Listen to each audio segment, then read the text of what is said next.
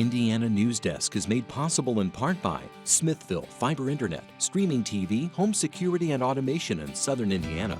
More information at smithville.com. MALLOR GRODNER Attorneys, providing legal services to clients and the community. Understanding, expertise, results. Bloomington and Indianapolis. LawMG.com. IU Alumni Association, connecting IU's network of alumni and sharing the Indiana spirit through scholarships, advocacy, and volunteerism. Alumni.iu.edu. IU Center for Rural Engagement, extending IU Bloomington resources to improve Hoosier lives in partnership with communities and organizations. Rural.indiana.edu. And by WTIU members. Thank you. Coming up on Indiana Newsdesk. COVID-19 cases and hospitalizations continue to increase in Indiana, and the state's top health official says she's worried because Hoosiers continue to ignore rules for social distancing and wearing masks. If we want to get all of our kids back in the classroom and reopen all of our businesses with workers in the office, we cannot behave as if things are normal. The state tasked local health departments about enforcing rules about crowd sizes, but they say they don't have the resources. There was no inquiry as to, hey, do you all think you can handle this? And the Big Ten announced this week it was canceling fall sports because of the coronavirus. College towns like Bloomington will take a big economic hit. Nothing is going to replace football.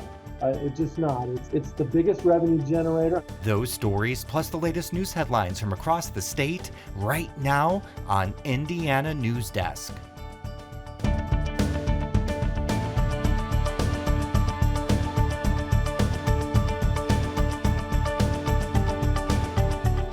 Welcome to Indiana Newsdesk. I'm Joe Wren. Well, the number of Hoosiers with COVID-19 is approaching 79,000. The death toll is more than 2,900. The state collects and monitors numerous data sets to try and get a complete picture of the virus. The state's health commissioner says there are several things that make her concerned. Hospitalization rates and ICU numbers continue to trend up, and the positivity rate is also climbing.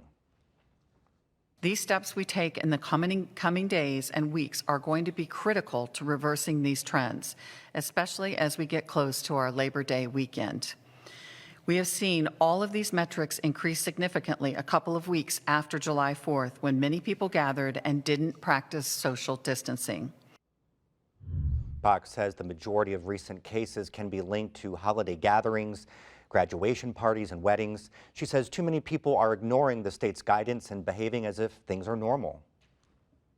This is our story right now. And if we want to change the narrative, we all have to do our part. So please keep wearing your mask. Stay home if you're sick. Don't send your children to school if they have any symptoms or are waiting for test results. And please, if you get a call or a text from a contact tracer regarding yourself or your child, answer the call. Tents are set up at IU's Memorial Stadium. It's the largest COVID-19 testing effort in the state. Before moving in, all IU students living on and off campus have to get tested. A university spokesperson declined to give a specific number, but says the number of students who've tested positive is low. Those who test positive are sent home to quarantine or isolated on campus. Classes at IU begin August 24th. The Big Ten became the first Power 5 conference to postpone its fall sports season due to the coronavirus pandemic earlier this week. Our Ethan Burks joins us live from the newsroom to explain how the cancellation of the football system will impact the local economy. Thanks, Joe. The implications of postponing all fall sports are pretty far-reaching. Of course, it directly affects the student athletes, the coaches and their staffs, and the university, but the indirect implications are also significant. Football brings more visitors to Bloomington than any other event, and when those visitors come to town, they spend a lot of money. Yogi's is one of Bloomington's quintessential college sports bars, beloved by IU fans. When you own and run an IU bar, and IU's not playing, it's just not the same.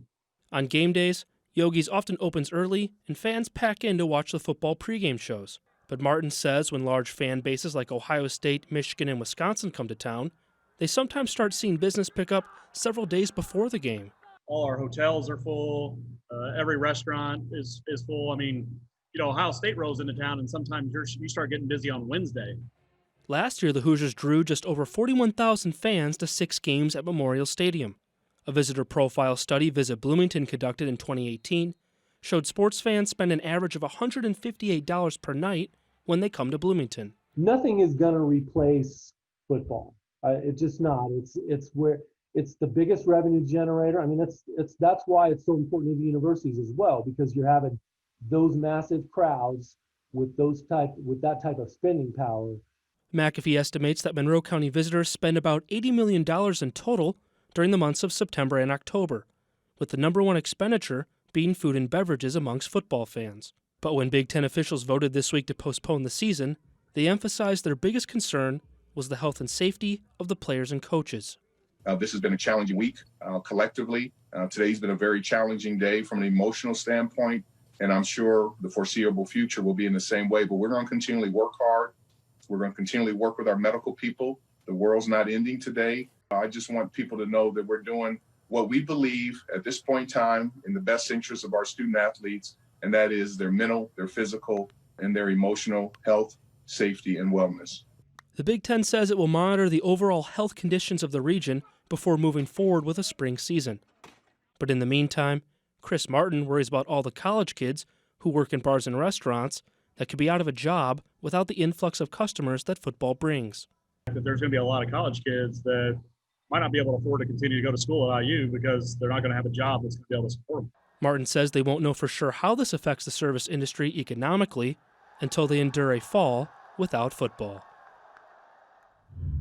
So, Ethan, there was a lot of excitement heading into the fall for the Hoosiers, with the football team coming off one of their best seasons since the early 90s. What types of emotions were you hearing from the program after the decision to postpone was made? Well, Joe, this week has been pretty disappointing all around. I mean, you think about all the special safety procedures and the guidelines that the players and coaches had to follow this summer just to have a chance to play this season. It's a huge letdown. You know, you had student athletes coming back to campus for voluntary workouts, trying to get themselves ready to play. They were in endless Zoom meetings the whole summer with their coaches, trying to learn the playbook, and they devoted a bunch of time and energy to get back out there, and now that's just not going to happen this fall. But despite that disappointment, there is an overall consensus that this was the right decision from a health standpoint.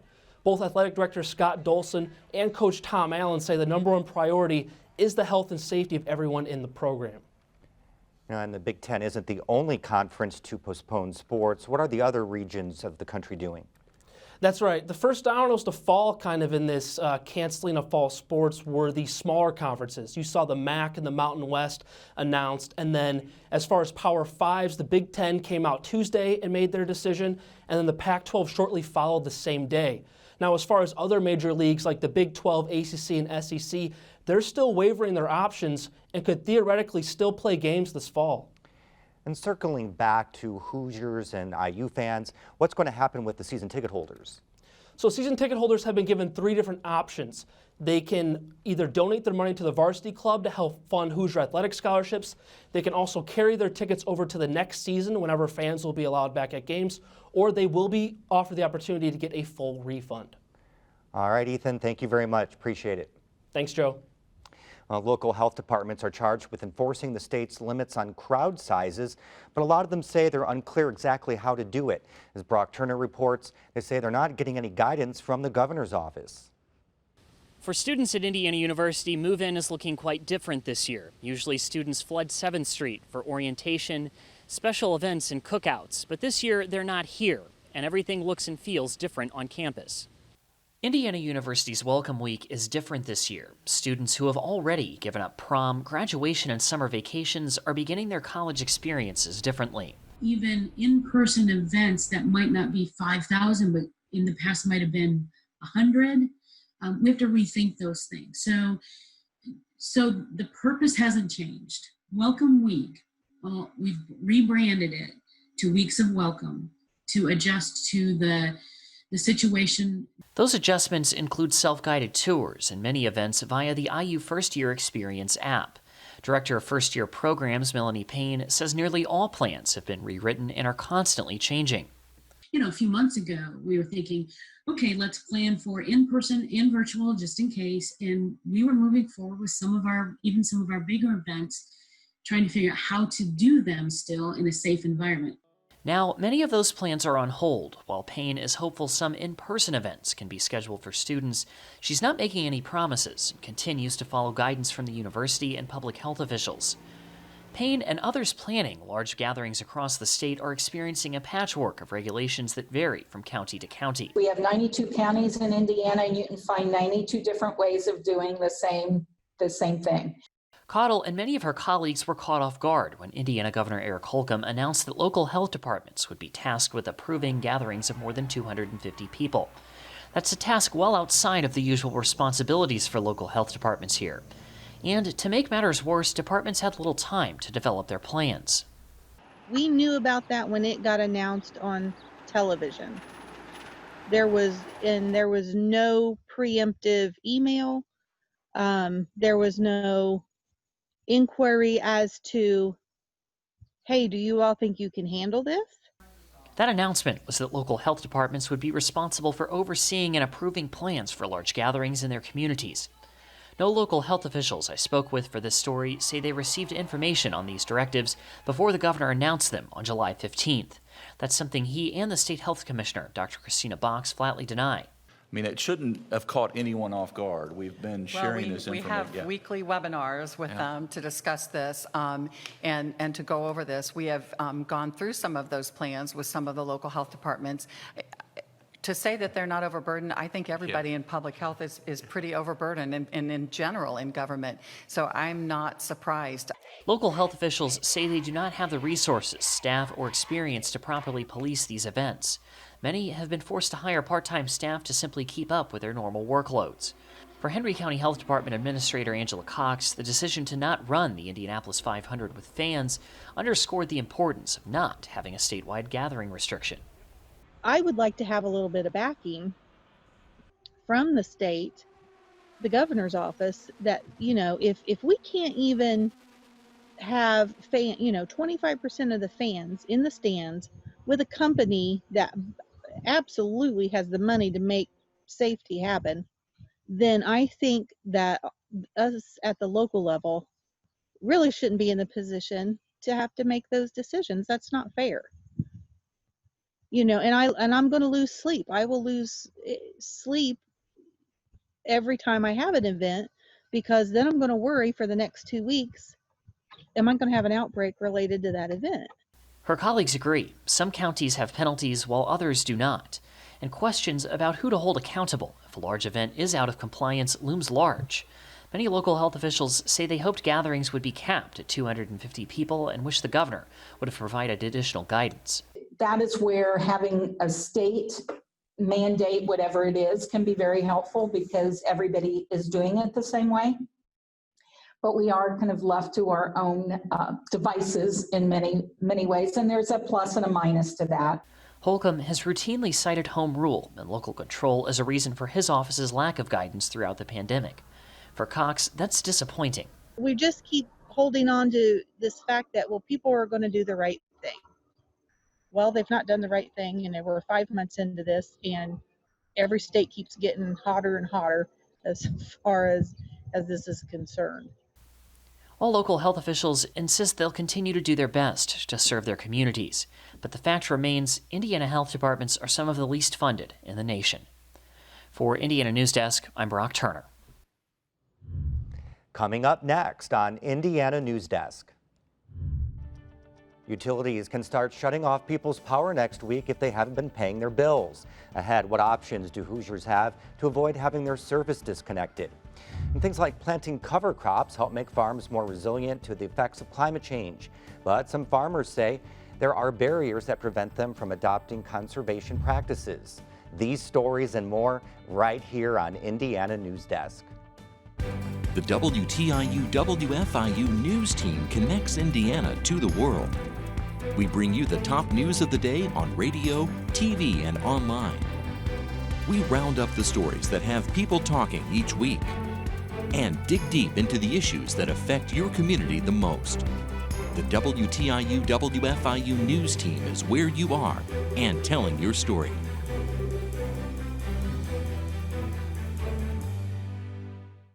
In a time of change, where can you find in-depth reporting and thoughtful analysis? Washington Week on PBS. Join moderator Robert Costa. When I was at the Capitol this week, I encountered the same. And a panel of award-winning journalists. You're seeing a divided nation, and you're seeing. For insights and perspective. Tonight there was a key development in the Senate. You won't find anywhere else. What a week. Washington Week.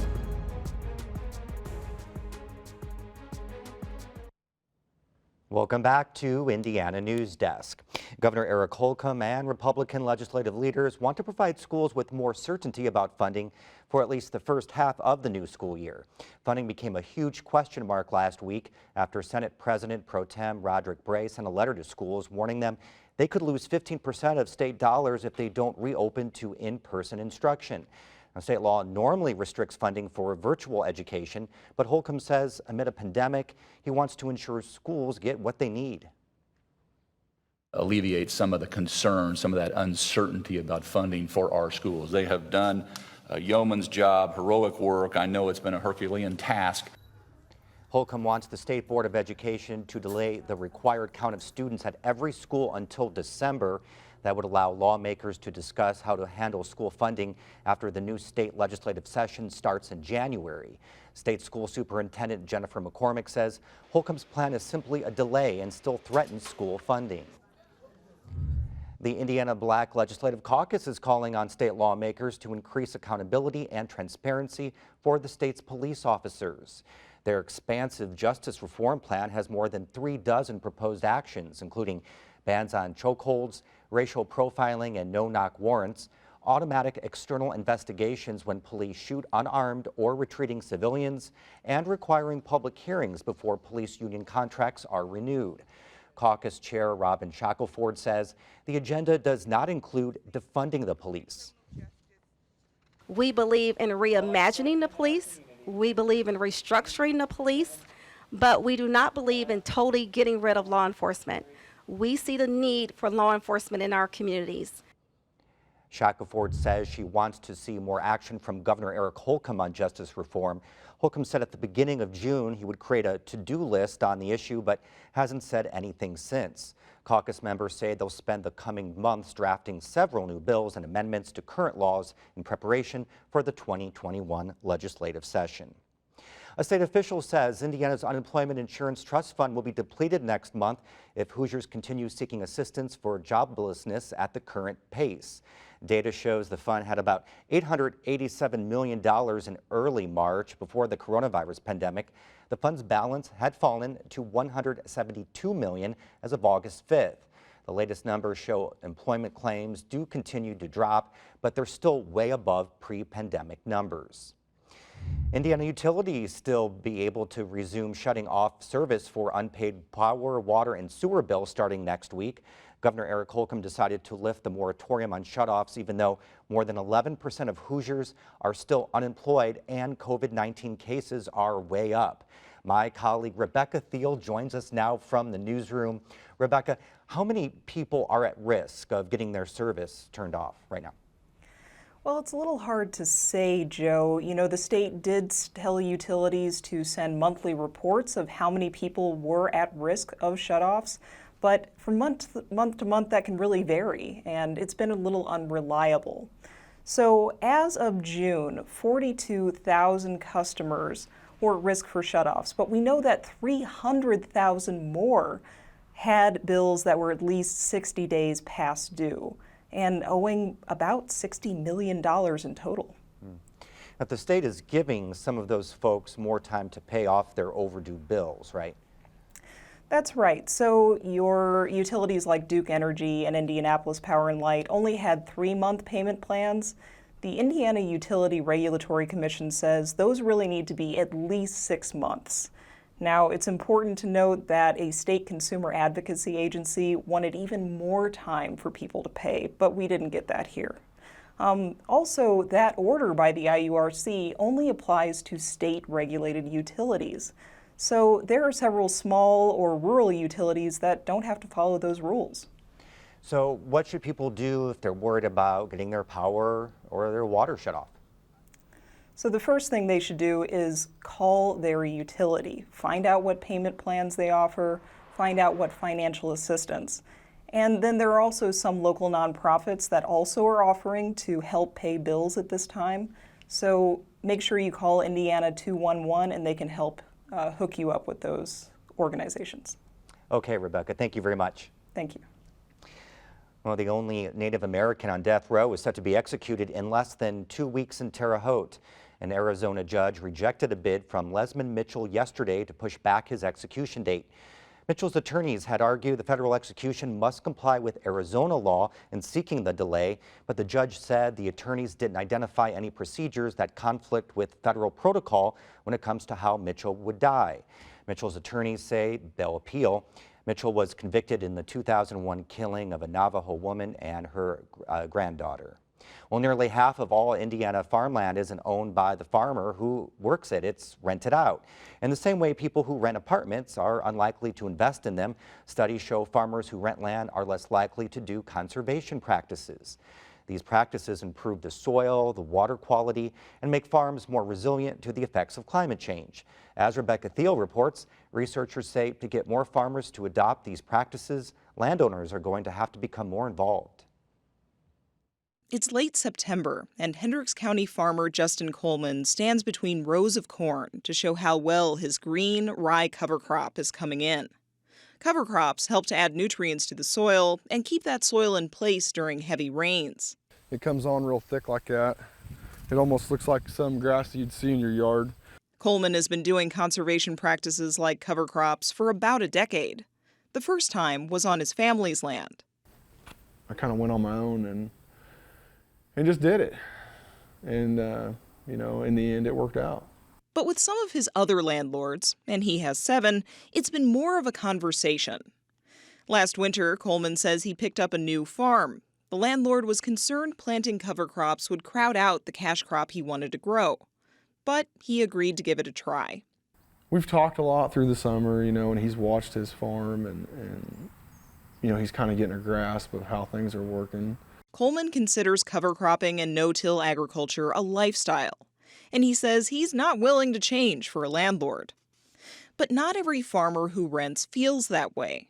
A study co-authored by Purdue researcher Pranay Ranjan shows many farmers feel there are barriers to adopting these kinds of conservation practices. And a lot of that has to do with their relationship with their landlords.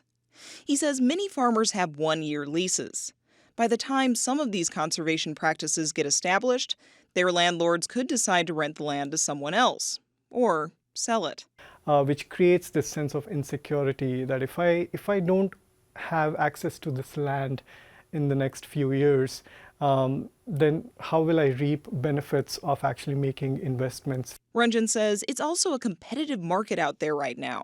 There are more farmers than there is land to rent. Some farmers feel pressured not to rock the boat. But more than anything, Ranjan says the biggest barrier to helping farmers adopt conservation practices is educating landowners. The number of landowners in the U.S. who haven't farmed before is growing, and he says it's a challenge to get information to them. About 37% of those new farm managers are women, who may have inherited the land due to a death in the family. As a female non-operating landowner, you are just letting them farm the way they're farming. You do not feel that you have that much say. But there are groups where women landowners can come together and support each other. At learning circles like this one in Bloomington, the group Women for the Land gives female landowners information about conservation and what funding is available to help get them started. Kara Bergschneider shows how caring for the soil can have a big impact by putting 2 soil samples to the test. The soil on the right is from land that hasn't been tilled and has had cover crops planted. The soil on the left has been tilled for more than a decade. And put these in and you guys can just watch what happens. The darker soil on the right has more organic matter, and so it holds together better. Doris Scully leads some of these circles. She says more than anything, they're safe spaces where female landowners can learn from each other, share their stories, and gain the confidence they need to make these decisions. It's your land. You can decide what happens on it and what doesn't happen on it. And, you know, if you don't like the way it's being cared for, then you can do something about it. After all, what happens on the farm doesn't stay there. Soil that's been tilled and left bare is more likely to run off into nearby streams and lakes during heavy rains. That pollution can harm wildlife and even drinking water sources. For Indiana Newsdesk, I'm Rebecca Thiel.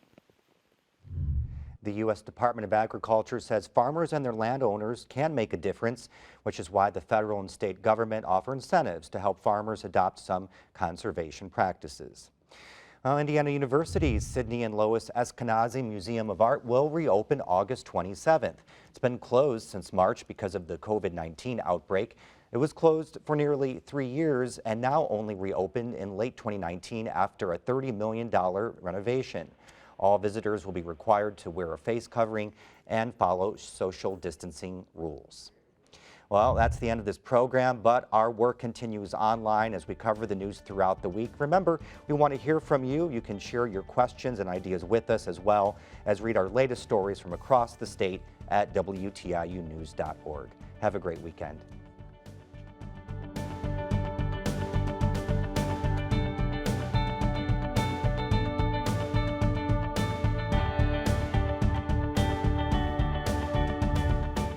Indiana Newsdesk is made possible in part by Smithville Fiber Internet, streaming TV, home security and automation in Southern Indiana. More information at smithville.com. MALLOR GRODNER Attorneys, providing legal services to clients and the community. Understanding, expertise, results. Bloomington and Indianapolis. LawMG.com. IU Alumni Association, connecting IU's network of alumni and sharing the Indiana spirit through scholarships, advocacy, and volunteerism. Alumni.iu.edu. IU Center for Rural Engagement, extending IU Bloomington resources to improve Hoosier lives in partnership with communities and organizations. Rural.indiana.edu. And by WTIU members. Thank you.